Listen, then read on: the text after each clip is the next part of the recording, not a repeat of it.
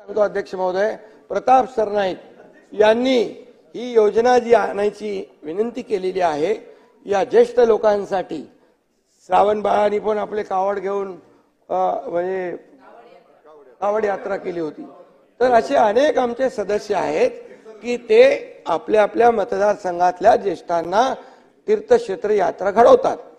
आता हज यात्रेला पण काही लोक जातात, ते त्यांची यात्रा करतात आणि म्हणून याच्यामध्ये प्रताप सरनाईक यांनी या योजनेमध्ये हिंदू, ख्रिश्चन, शीख, बौद्ध, जैन धर्मियांच्या महत्वाच्या तीर्थ आहे ना, होतो आहे ना, अरे वो आहे ते तर हज यात्रा आहेच ना।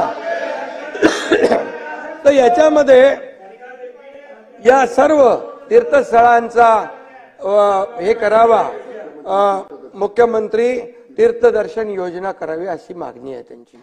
अध्यक्ष महोदय, मी सांगतो आपल्याला की वयोश्री योजना देखील आपण केलेली आहे। ज्येष्ठांना वयोश्री योजना आपण केली। हॉस्पिटलमध्ये आरोग्याची तपासणी असेल, त्यांना औषधोपचार असेल, त्यांना देखील आपण आरोग्य विभागाला मी सूचना दिलेल्या आहेत। त्यांना एक वेगळं ते गेल्याबरोबर त्यांना उपचार त्यांना मिळाले पाहिजे, ती देखील आपण योजना केलेली आहे। आणि ज्येष्ठांसाठी आपण ही जी काय आता आपण मुख्यमंत्री तीर्थ दर्शन योजना हे आपण सुरू करत असताना याच्यामध्ये आज आपण एक धोरण ठरवूया, एक पॉलिसी ठरवूया, नियमावली करूया आणि त्याच्यामधून दर वर्षाला किती लोकांना आपण देऊ शकतो, 5000 लोकांना पाठवू शकतो, 10000 लोकांना पाठवू शकतो, अशा प्रकारची नियमावली करू।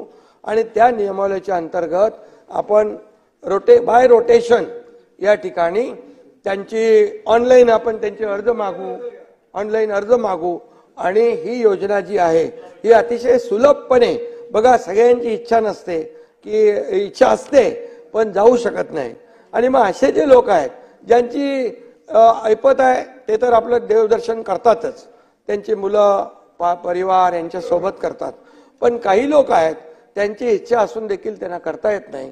म्हणून अशा ज्येष्ठांना आता ही जी आहे, कारण ही महाराष्ट्र ही संतांची भूमी आहे, आणि म्हणून या ज्येष्ठ नागरिकांसाठी मुख्यमंत्री तीर्थदर्शन योजना आम्ही लागू करू आणि